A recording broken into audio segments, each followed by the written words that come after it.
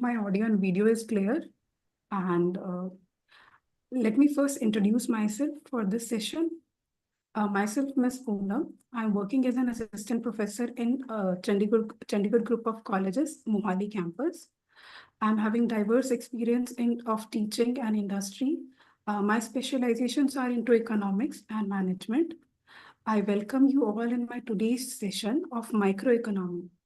So in this session, we are going to understand about the introduction to microeconomics, what are the different important concepts of economics, which will somehow give you the understanding about this subject and what are the key concepts which we need to understand in this topic. Shall I begin? Please write down in the chat.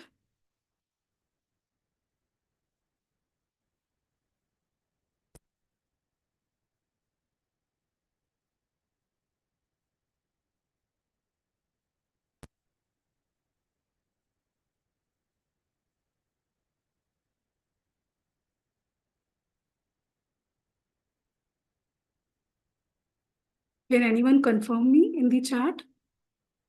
The PPT is visible?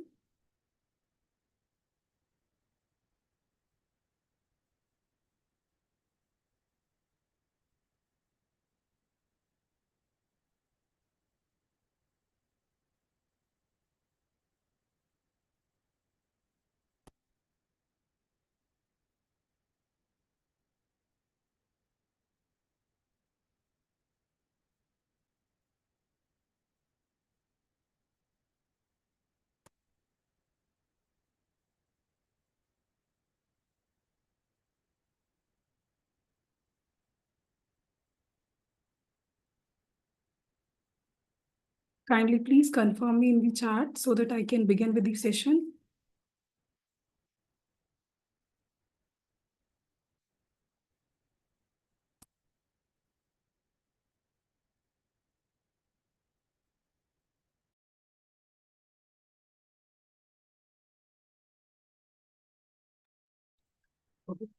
Thank you for the confirmation. So first of all, let us understand about economics. Now, economics is the study of economic and non-economic factors. So in this subject, we usually study about economic factors and non-economic factors. And in simplest term, if we say economics is also the study of scarce resources, because on this globe, on this earth, and on this planet, resources are very scarce, but our demand, our choices are unlimited. So often we see the issue of managing the resources or managing with our desires, our wants.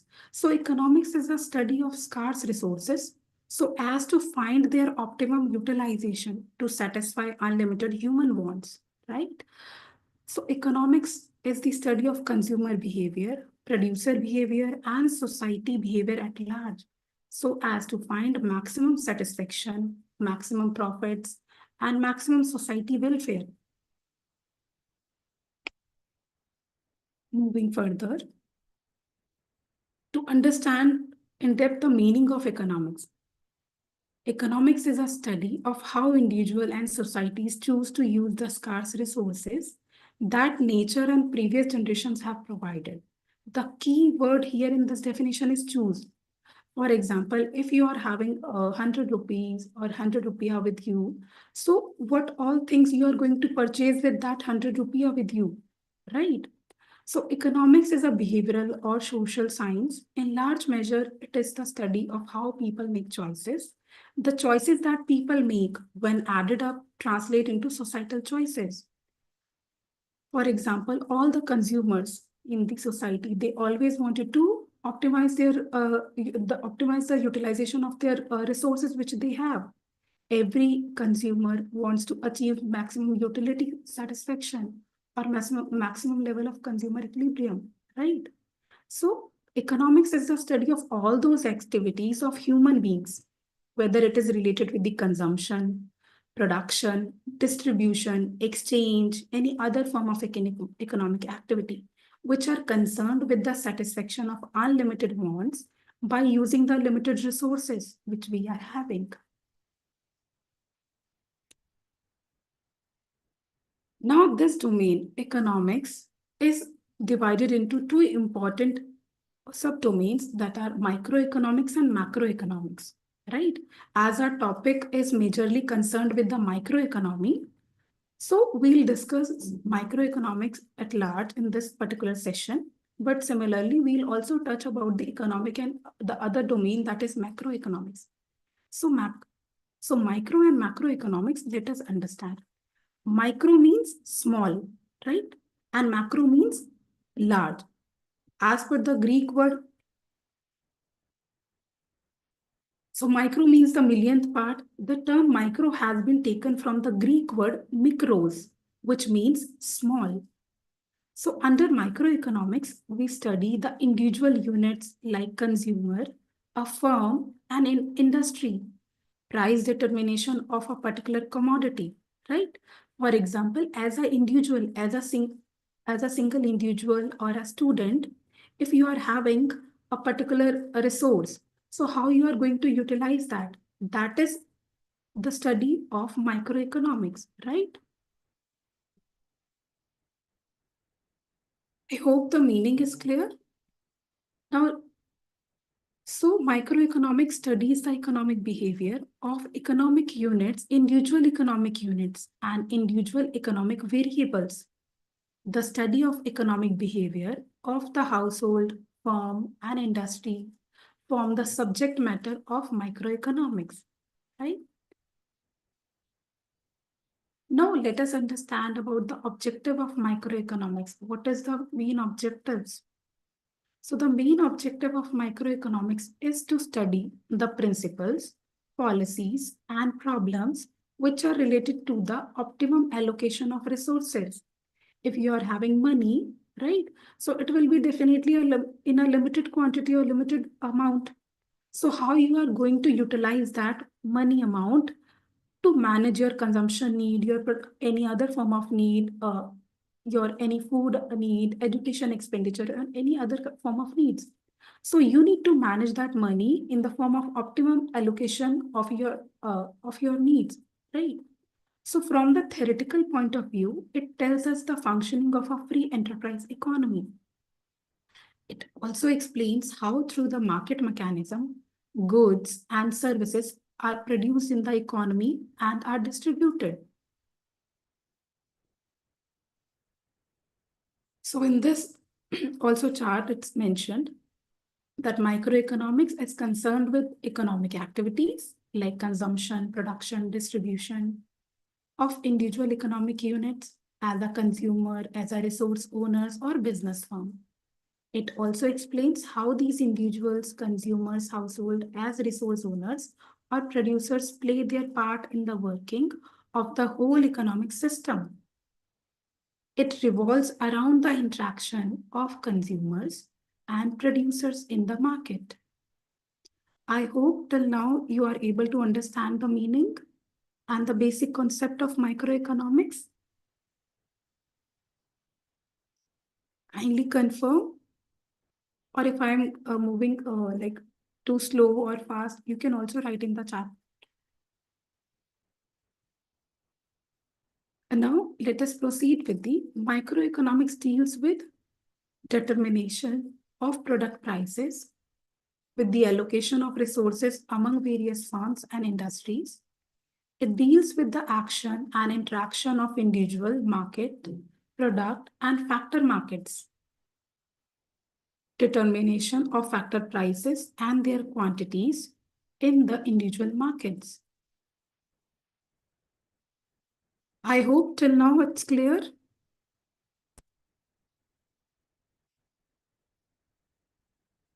And now, in order to understand microeconomics, let us also understand few basic concepts which are used in its various theories, various laws. First of all, rationality, the assumption of rationality is used widely in microeconomics. If we talk about law of demand, utility laws, theory of production, so there we assume that consumer or a producer is a rational individual. Rational means you are very calculative in nature. You will always choose the most beneficial combination for you. right? You will always try to optimize your needs, optimize your satisfaction level, right? For example, if you are having 100 rupiah with you, so you will always try to receive the maximum satisfaction out of that 100 rupiah, having allocation into different form of goods or services. So rationality says that individuals are rational, they are intelligent, they are calculative in nature. They used to choose the most beneficial combination, are selfish, greedy, and knowledgeable. Now, second most important concept is about opportunity cost. Opportunity cost, we can say it is the cost of lost opportunities or missed opportunities as well, or the cost of next best alternative which we had, or cost of sacrificed unit or alternative. For example, if Mr. A is working in, let's suppose, X firm, so he is only receiving 40K. If he might have worked in Y firm, so he could have been able to receive 80K. Or if you people are investing your time in pursuing your master's degree, right? You're investing your time, your money in pursuing master's degree. So what is the alternative cost or opportunity cost of that? At the same time period, you might have been able to earn from your job in the form of salary or wages if you have invested the same time in some business, in some job, or in some kind of any other economic activity. So you could have been able to earn salary or wages for you, right? So pursuing a master's degree, what is the opportunity cost? It is the loss of wages or salaries. This is just an example to make you understand. Now, the other concept is related with the marginalism. Marginalism, the word marginal means change or addition. So, additional unit, incremental unit, one more unit. For example, we use marginal concept in utility laws. We use marginal concept in our theory of production, right? Or cost and revenue as well. So let us understand this example from a theory of production, law of variable proportion. If I have employed Mr. A in my firm, so as a laborer, he is adding 10 units by investing his time, energy, and effort in my firm, right? So my total production with the help of Mr. A, it is 10 units only. When I have employed Mr. B, so I'm receiving additional 8 units. Now my total product has enhanced from 10 units to 18 units. So the marginal addition or marginal product which has been added to my total product is 8 units, which is with the help of the Mr. B, right? Similarly, if I'll hire one more person in my firm to work, that person will add some more units, right? So that extra addition, which happens by adding one more unit of labor, so that will result into my total product increase, right? So that additional labor, whatever the inputs he is providing, that units will be counted as the marginal product. Now the next important concept is ceteris paribus, which means other things being constant. This assumption is used in especially law of demand in partial equilibrium, where we assume that all other factors except in especially in law of demand, we assume all other factors except price of a product are constant, which have an impact on demand. We keep other things being constant, for example, our taste, preference, any change of product in the prices of the substitute goods, complementary goods. We keep these things constant so that we can only understand the impact of price of that commodity and the demand of that commodity, right? Now, the difference of micro and macro. As I have previously said, micro means small and macro means large.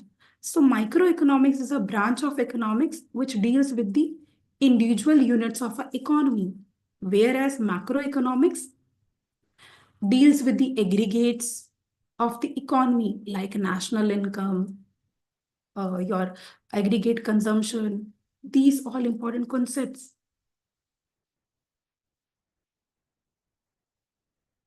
So here is the detailed explanation of rationality and all the basic concepts. So to elaborate on the rationality, as we had discussed that individuals are rational, they are intelligent, right? So many casual observers of the subject argue that the relevance of the subject hinges on the selfish nature of humankind, since it deals only with the satisfying the material desires. So all the economists recognize that people act for a variety of reasons, some selfishness, some humanitarian reasons. The point is that the action of whichever type will be influenced by the cost and benefit. As an activity become more costly, it is less likely to be chosen. For example, how we can understand that people or human beings are rational. So person is likely to try to save the life of a boy in 3 feet swimming pool. If the boy is drowning in a swimming pool, every person will try to save that.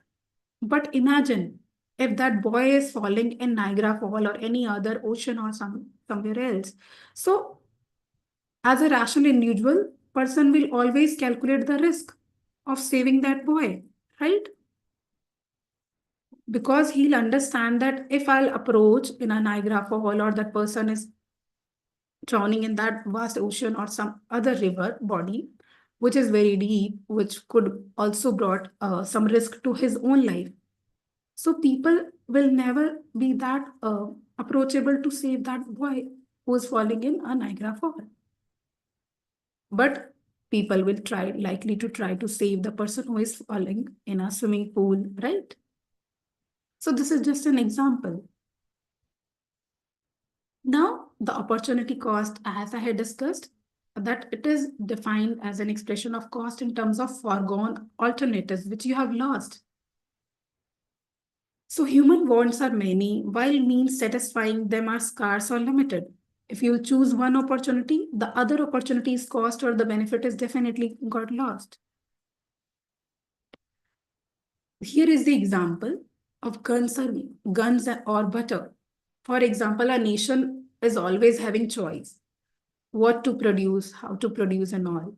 So what should a nation produce? A butter, which is a need for human being or the individuals or the citizens of that, or guns, which will provide security to that nation. So what is the cost of either decision? If we choose the guns, the cost is butter.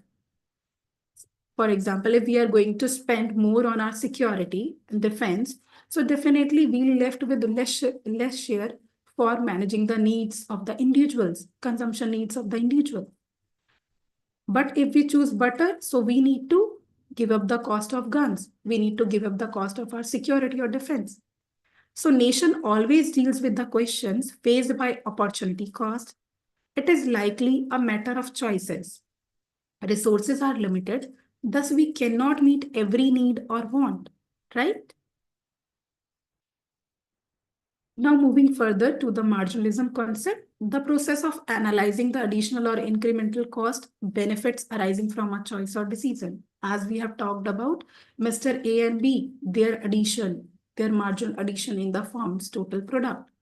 So when we hire one more labor for our farm, so definitely that person will add to our total product. So what addition units are produced by the additional factor of labor, that is my marginal product. Now moving on to the concept of ceteris paribus, which means other things remain constant. As per the Latin phrase, it means other things being constant. So assumption of ceteris paribus is integral part of microeconomics theory. By assuming the assumption of ceteris paribus, it becomes easy to understand the relationship between two variables, or in other words, the impact of change in one variable on the other. See here, it is the law of demand, like law of demand here it's stated. So let us see this diagram and try to understand this definition given here. So for example, while explaining the law of demand, which states that there is inverse relationship between the price and demand of a good or service. Inverse means if one moves in upward direction, the other will move in the downward direction. If one will increase, the other will decrease, right? The opposite behavior we'll see in the two variables. So by this inverse relationship between price and demand of a good or service, thus whenever the price increases, the demand for the good will decrease. And whenever the price will decrease, the demand for good will increase, provided the other things remain constant, right? In other things, as previously discussed, your taste, change in taste, preference, any addition in your income, change in the substitute goods prices or complementary goods prices, population consumption, many other factors, they all remain constant just to identify what is the impact of price of a X commodity and demand, quantity demand of X commodity. So here it is demand schedule mentioned. So price of X commodity is given 5, 4, 3, 2, and 1. And respectively, demand of X commodity is given. When price is 5, people only demand 100 units of X commodity. And you can see when price has decreased from 5 rupiah to 4 rupiah, it is 200 units demand. Similarly, when price has further reduced to 3, 2, 1, you will see addition in the demand. And it happens when we purchase, when we get to see sale on any product or discounts on any product, we tend to buy it more, right? So because when price decreases for a product, our purchasing power capacity increases. With 5 rupees now, I'll be able to, when price has decreased from 5 to 1, with that similar 5 rupiah, I am able to now buy 500 units, right? But whereas when it was 5 rupiah of that unit, so I was only able to buy 100 units with whatever the money I will be having. So here the same thing, when we plot on a diagram, we see that this line shows us the actual what it is stated here that there is inverse relationship between price and demand. When price increases, the demand will fall, and when price will decrease, the demand will increase. So here you can see this is the downward sloping curve which shows the demand curve. So from 5 at 5 rupees, only 100 units were purchased or demanded. When it is 1 rupee, 500 units are demanded. Right? I hope this is making sense to you all people. You are able to understand this. Now moving further to the scope of microeconomics. Now, microeconomics studies various economic issues at individual level, at a individual specific industrial firm or firm level. So in similar way, internal decisions regarding any business are specific or individual in nature. It differs from industry to industry, right? Or consumer to consumer. One consumer may purchase only a commodity with whatever the amount he is having, or 100 rupiah if he is having. The other person may invest his 100 rupiah in any other commodity. So choices differ from individual to individual. Similarly, their decisions also differ. So some basic internal management issues are as follows. First of all, economy usually deals with the what to produce, the choice of business. As a business person, firm owner, you will always have this issue, what to produce. Now, how much to produce, in what quantity you are going to produce that particular product, right? And how to produce, by which technique you are going to produce. So here we deal with the choice of efficient or affordable technology, whether we are going to produce the product by labor intensive method or capital intensive method, by use of labor or capital. For example, developing economies are having vast population. So with that, labor is cheaper as comparison to the developed economies.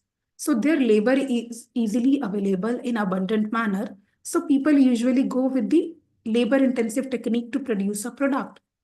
Whereas in the developed economy, where labor is very expensive, they are not in abundant quantity. So there, people tend to opt for the capital intensive technique. They used to purchase the most of their product and services. They manage with the technology, machines, some other tools and inventories. Now, moving forward, for whom to produce? We have dealt with what to produce and quantity also we have decided and how we are going to produce. But now we need to also understand who will be our target consumers, right? For example, our product, if it deals with only baby products, so our target customers will be the infant age group child. So only we'll think about those composition of group in our economy.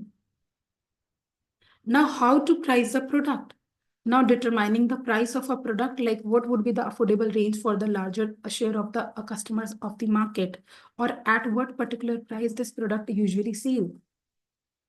So how to promote the sale of the product, like which promotion strategies, which method of promotion, advertisement we are going to opt. How to face the price competition from competing firms, right? For example, in a perfect competition market, there are a large number of buyers and sellers. So their sellers are not having much decision or choice or freedom to manipulate the price or to control the price of a product, because people are having awareness about the product, they are well knowledgeable about the market, and also there are a large number of sellers. So if any producer or any seller tries to charge uh, uh, the product at expensive cost, so definitely consumers are having different alternative sellers from whom they'll buy at a nominal price. But if we think about an example of monopoly, which is a single seller. So in a market, if there is only single seller, so he'll be having whole control over the market. He'll be having whole control over the price. So then consumers will have to purchase the product if it is required at whatever the price is charged by the monopolist. Now, how to manage the profit and capital?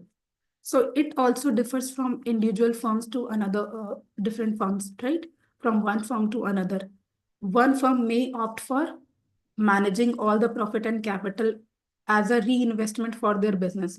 Other might keep a share and they might invest in some promotional strategy or somewhere else, or they might keep that profit share with themselves. They'll not reinvest in the business.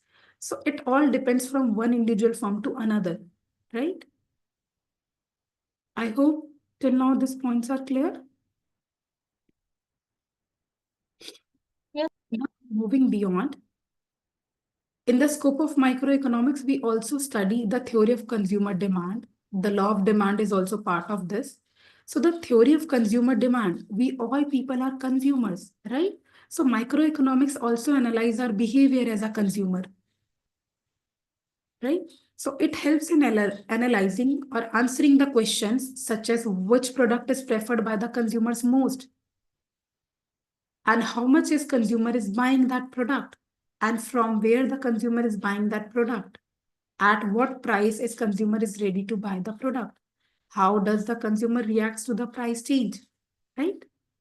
So all these questions help business organization in demand forecasting, in demand analysis of a market and consumer at large, hence taking decisions regarding to what to produce and for whom to produce becomes easier for them when they go for demand analysis. And the next part, that is theory of product pricing. So here in this, we understand about the allocation of resources in production of different goods depend on prices of good. The prices of good is determined by demand for and supply. The demand for a good depends the taste of the consumers, price of substitute goods, availability of substitutes, On the other hand, the supply of goods depend on the behavior of the entrepreneur and the cost condition. Therefore, the theories of demand and supply are also studies under product pricing. So let us understand with an example. For example, there are two soft drinks. Their taste, their color, these are most similar. For example, in India, we usually have soft drinks. Let's talk about Coca-Cola and Pepsi. So these two drinks are almost similar in taste and their color and in their composition.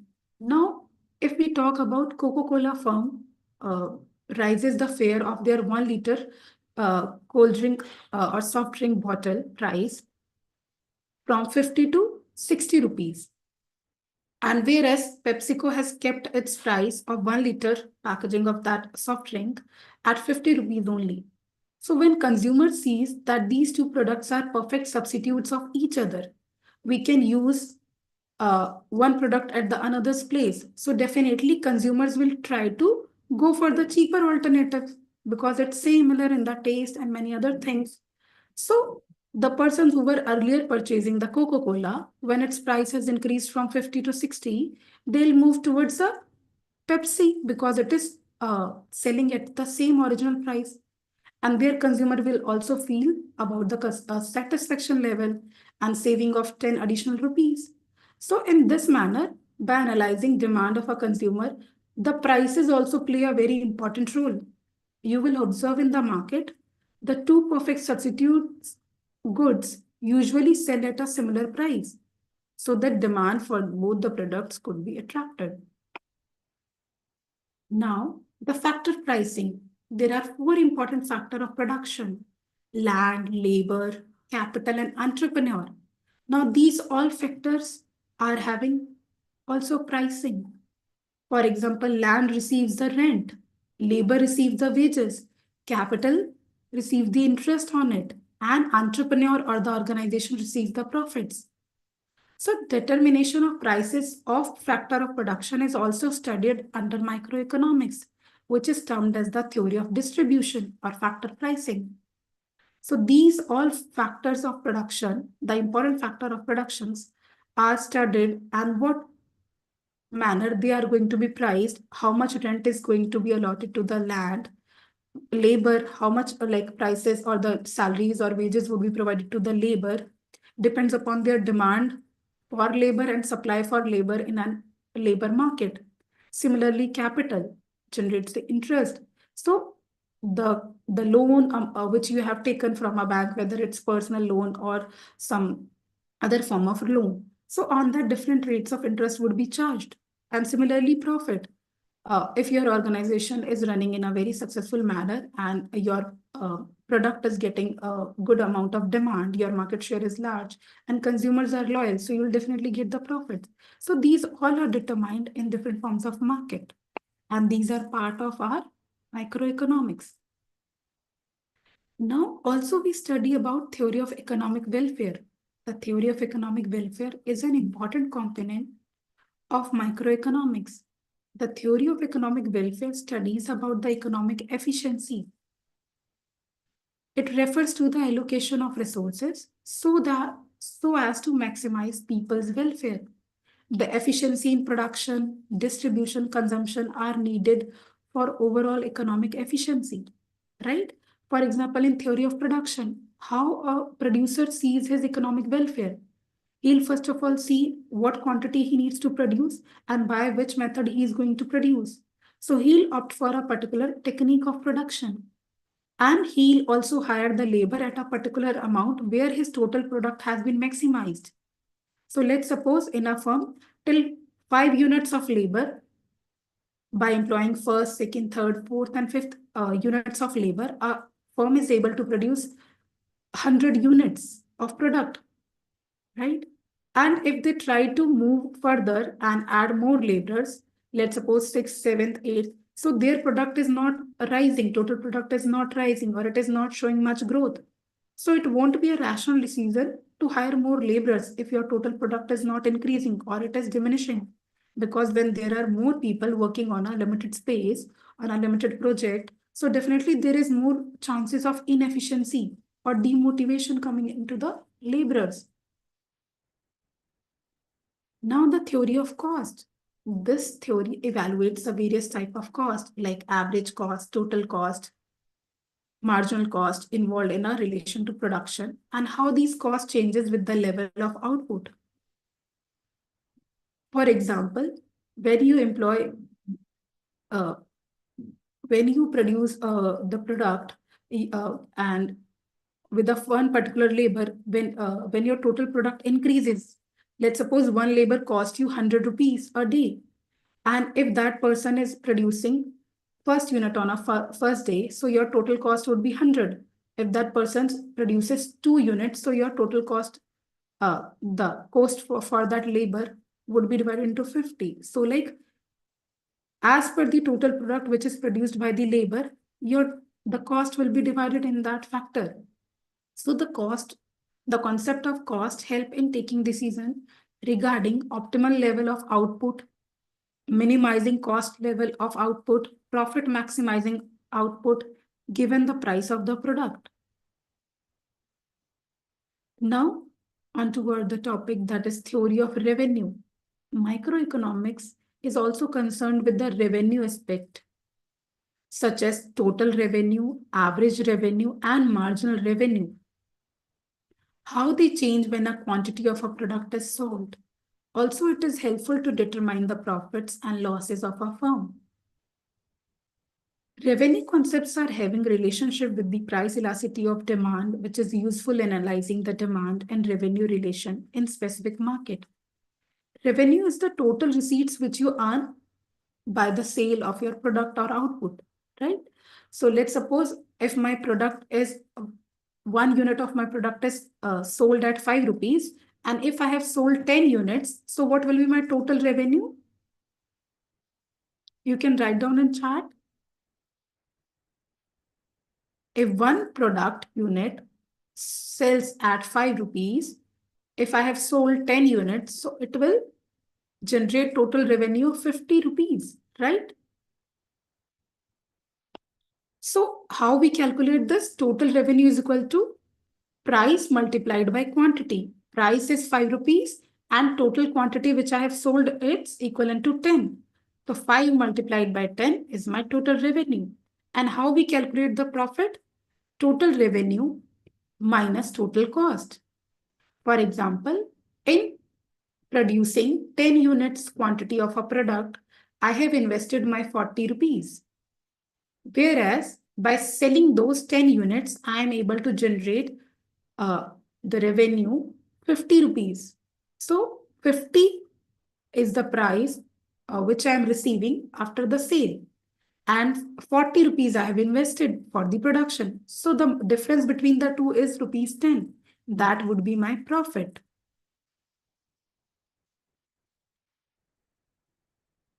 Now let's move on to the merits of microeconomics. Now, after understanding about the scope, the nature, the objectives of microeconomics, now let us understand what are the advantages of studying or merits of studying microeconomics in present time. So first of all, as we know, microeconomics deals with the pre-enterprise or individual level or a single individual in the economy. So it first of all gives you the understanding of a operation of a free enterprise or a single individual of the economy, how that consumer behaves with respect to price, with respect to any other market conditions. And it also helps the government in establishing the correct policies by understanding the demand and supply, factor pricing, theory pricing, many other relevant things of microeconomics. Government also tend to know about many other important decisions, which will help them to establish the correct policies. It also helps in search of efficient employment of resources, how and in what capacity we are going to employ our resources, which will tend to benefit us. It also helps the producer to achieve maximum productivity with existing resources. It is useful in foreign trade. It also helps in businessman to make the policies for future because businessman analyzes the demand, right? Of the market, of the consumer. So on that basis, he also frame the policies for his future. It also helps in understanding the complicating problems by formulating models. Now, moving to the last topic of our session, that is the limitations of microeconomics. Now, as we discussed, microeconomics does not give the overview of all pictures of working of economy because it deals with the single individual only, right? So the results which is predicted by microeconomics is not applicable universally or to globally to all the people who are residing in the economy. As we have discussed, might be one person has different set of choices, his preferences are different. So he might allocate whatever the salary he is getting, income he is having in different set of goods, services. Whereas other individual have some other priorities and he might invest that money in some different avenues. So what is true for one person or one producer is not going to be true or applicable to others. Microeconomics analysis is also useful for full employment situation. And microeconomics gives us accurate result only in free enterprise system, means where individual units are there. So only there we can understand the microeconomics applicability. So that's all for our microeconomics.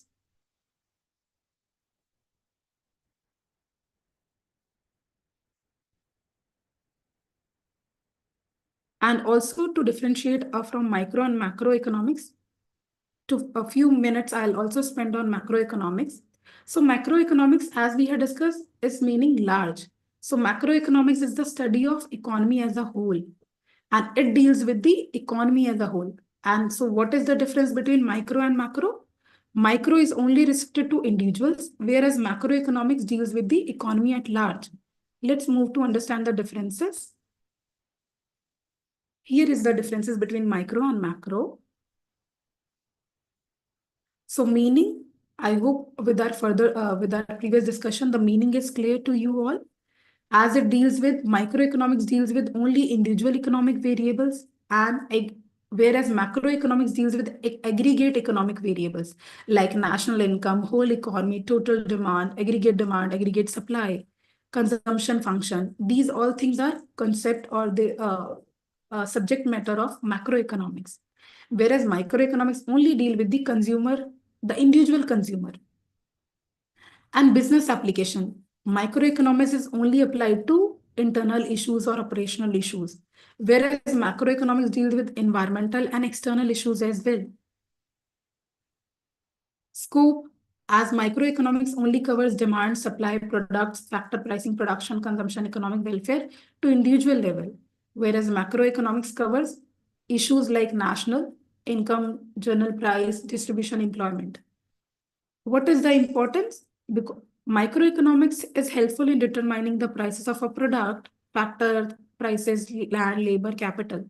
Whereas macroeconomics maintains the stability in the general price level, resolve the major problems of the economy like inflation, deflation, unemployment, and poverty. Similarly, limitations are also listed. Microeconomics is somewhat also based on unrealistic assumptions, like assumption of rational individual. So in an economy, we observe not all individuals are rational. There are many individuals who invest their money or resources uh, uh, on a loss generating avenues. They are not as much as calculative, which actually is assumed by the microeconomics theory, right? And macroeconomics analyze fallacy of composition involves sometimes does not prove true because it is possible only when true for aggregate, may not be true for individuals. For example, if an individual does the saving, it is fine. But imagine if all the individual only save, they do not invest. So it won't be helpful for the economy to run, right? So that's all from my side. I hope this session is clear to you all. If you are having any doubt, you can write down in chat.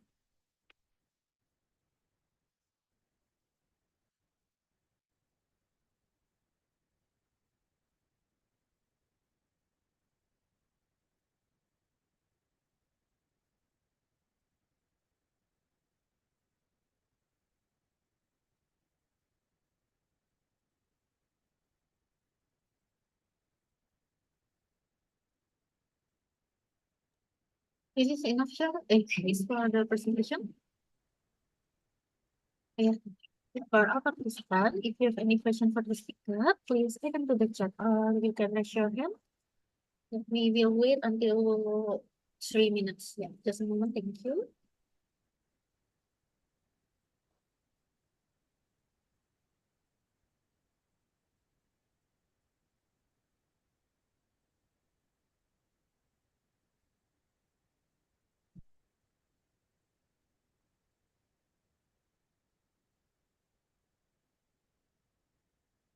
Yes, students, if you are having any questions, you can write down in chat. We have some questions. Yes, already in the chat. Okay, how do supply and demand interact in perfectly competitive market, and what factors can cause shift in these curves? All right. As per relevance to our session, we have not much understood about this concept of perfectly market and monopolistic market, but let me provide you some insights. Perfectly competitive market are a different structure of the market, right? It is an ideal situation market where we see large number of firms and large number of sellers and buyers. So their industry and firm are the two different components in the perfectly competitive market. So what happens, because perfectly competitive market are acting as a price taker, not price maker. So industry sets a price with the help of a interaction between demand and supply in the market, right? So in that particular market, industry sets the price, and that price is accepted by all the different smaller firms existing in the market, right? So this is about the interaction of supply and demand. So as equilibrium sets where the supply curve and demand curve intersect each other, at that point we can determine the price, right? And what all factors can cause shift in these curves? See, imagining if there is something assumption, if we are violating any assumption where sudden rise will happen in price, or like some kind of decrease in the prices. So definitely, as per law of demand, we can see, as we have studied here, law of demand. So we can see that when prices decreases, right? So there we see consumers willing to purchase more, right? So in that situation, definitely that simple law also applies here as well. And if we talk about monopolistic competition is simply where a single individual is owning all the resources, right? Uh, if only one single seller is in the economy, in the market, so what happens? He is having all the decisions over the price control on the quantity release of a product in the market. So all the consumers are dependent on it. So they are forced to purchase that product from that single owner only, because we are not having any alternative. But if we imagine in the perfect competition, now perfect competition, there are many buyers, many sellers. So this is the main difference between monopolistic and perfect competition. In monopolistic, only one single seller, only that person will provide you the resources, your product, services, only he is managing. But if we will talk about monopolistic competition, or sorry, in monopoly, so in monopoly, there is only one single seller. And if we talk about monopolistic competition, we are having few large sellers which are owning that product, and they are selling into the market. Now, in perfect competition, only homogeneous product is sold by all the firms. Homogeneous means one similar identical product or service is provided, right? For example, if this is the mobile phone is produced, so all the mobile phones in a perfect competition will be of similar identical nature, and that will be sold by all the firms. But if we talk about monopolistic competition, there are the product is mobile, that would be same, but it will differ on shape, its design, its features, its technical features, on the price, right? Whereas in perfect competition, price will be same, product will be same, identical, so consumer won't be differentiated, it won't be having any issue to purchase from anyone. Whereas in monopolistic competition, product differs. Product is little bit heterogeneous in shape, in design, in technology, right? For example, there are many toothpaste brand. right? We all use soaps, different forms of soaps are available, but their use is actually the similar, but they differ in some composition, in usage, in some other form of qualities. I hope this is clear. That's all from my end. I have referred books like D.N. Dwivedi Microeconomics, Mankiw Microeconomics.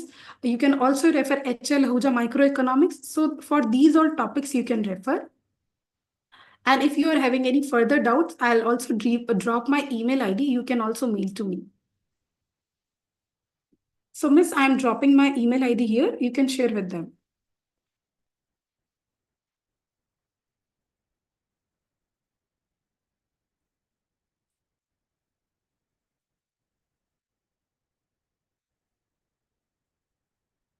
This is my personal email ID.